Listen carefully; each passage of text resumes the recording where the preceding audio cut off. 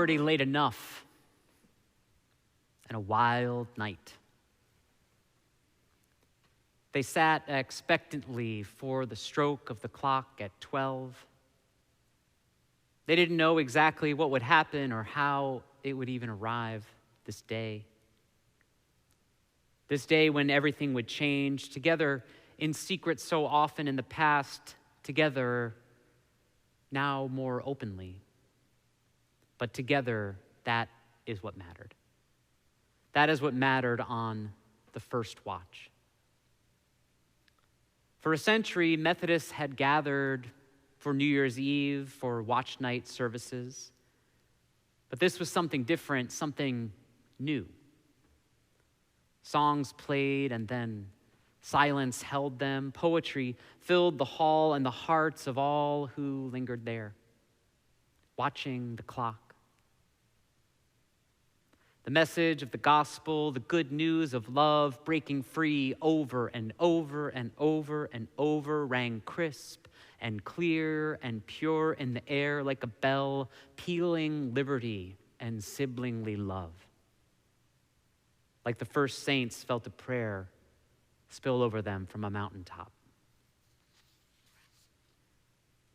On the evening of December 31st, 1862, Tremont Hall in Boston was filled with people waiting for midnight for the dawn of January 1st, 1863.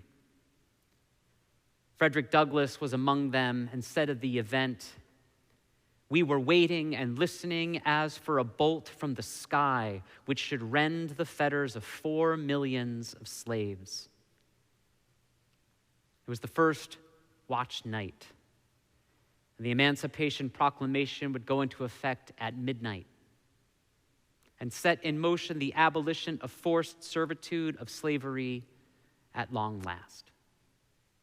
Across a tattered country, souls gathered to be together to watch the first stitches of a new freedom knit together in the lives of some 4 million.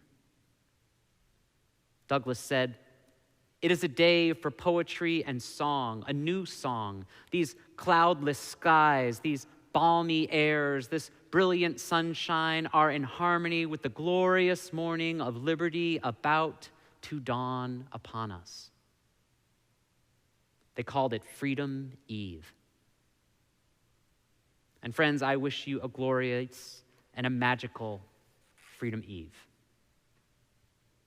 Douglass, who broke the yoke of slavery himself, dedicated his intellect, his passion, and his life to those yearning for freedom and never took for granted for a moment all that freedom meant and all that it costs. Of all the freedoms he held dear, it was the freedom of speech and expression that he spoke of the most. In 1860, following the election of Lincoln, the first anti-slavery president, Douglass attended a public discourse about bringing about the end of slavery. The meeting was in Faneuil Hall in Boston, and it was violently disrupted, and city officials stood by and did nothing. So a week later, undeterred, Douglass convened another meeting to continue the discourse. In that speech, he addressed the Boston government's complicity in allowing the violent end to the previous meeting. His words, "No right was deemed by the fathers of the government more sacred than the right of speech. It was in their eyes, as in the eyes of all thoughtful men, the great moral renovator of society and government. Liberty is meaningless where the right to utter one's thoughts and opinions has ceased to exist. That of all rights is the dread of tyrants. It is the right which they first of all strike down. They know its power."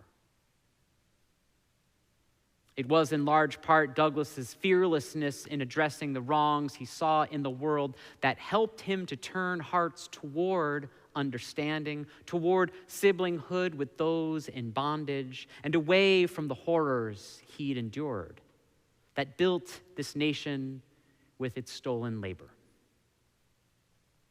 Speech after speech after speech, changing a few hearts at a time. He brought people together, drawing them in because he knew that building community that way, drawing us together to think and feel, is important. Because if we do not draw together, we will be drawn apart. That is how freedom always is won, by coming together. Across division and in celebration of difference, not the mere toleration of it.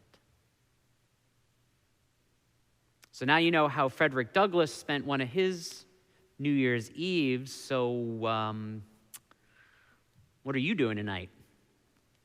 What do you got planned? I'm just asking. I'm not comparing. I mean, you guys got to do what you got to do. You don't have to gather a few hundred of your friends for prayer and song and poetry. There are plenty of other ways to celebrate that are just as meaningful, just as worthy.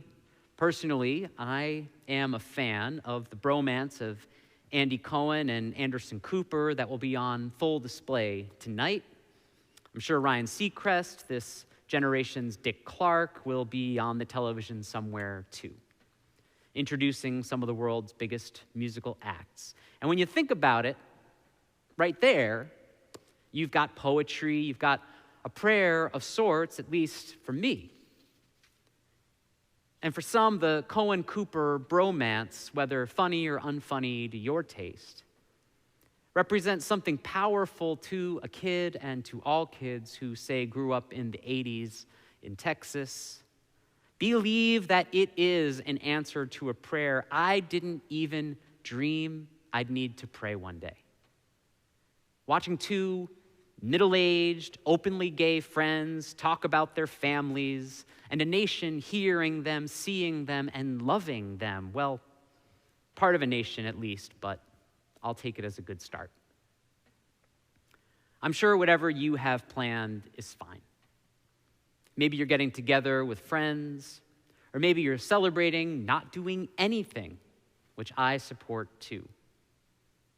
One of the tremendous blessings of our modern life, as many but not all of us live it, is that abject, large-scale suffering doesn't dictate all we do in this nation in our personal lives. For many, the dream of freedom born in hearts that Freedom Eve has come to pass. But the hopes of freedom that Douglass had that evening, that first watch night, didn't come to pass as quickly as he would have hoped, or at all for many. The basic human rights so often held up, so often defended as so uniquely and so proudly American, were still denied persons in this nation and around the world. In many ways, they still are. Among those basic rights still abridged is the right to free speech that Douglass prized so dearly. And there's a component of that right lost today in so much discussion of it. Perhaps it was his own fame for oratory, one person speaking and speaking, or the legend of his ability, of his gifts at capturing his audience with his story, and all that he was calling for, all of that call for freedom that leads us to forget sometimes what he put in his words: equally clear is the right to hear. To suppress free speech is a double wrong. It violates the rights of the hearer as well as the rights of the speaker. That's what the tyrants fear. Us just talking with each other about what matters to us. That's what tyrants really fear, is us talking about how to keep them from abridging our rights to freely express our thoughts and to listen to others express themselves, to celebrate their self-expression. Robert Hayden's poem, titled and dedicated to Frederick Douglass and penned more than a century after Freedom Eve, reminds us that not all are free. That this remains an ideal to be sought, but it is also a call to reflect upon and then speak about what matters most to those in your life and what matters to you. For me, it would go like this. It's Freedom Eve, and I pray on my knees for an immediate end to the more than 24 active armed conflicts in the world right now, and an end to any tactics by any nation, friend or foe, that whether indiscriminately or with intentional purpose uses the lives of innocents as a tool of warfare. It's Freedom Eve, and I pray for the release of those in bondage and captivity, including those in bondage around the world and this nation and even in this city.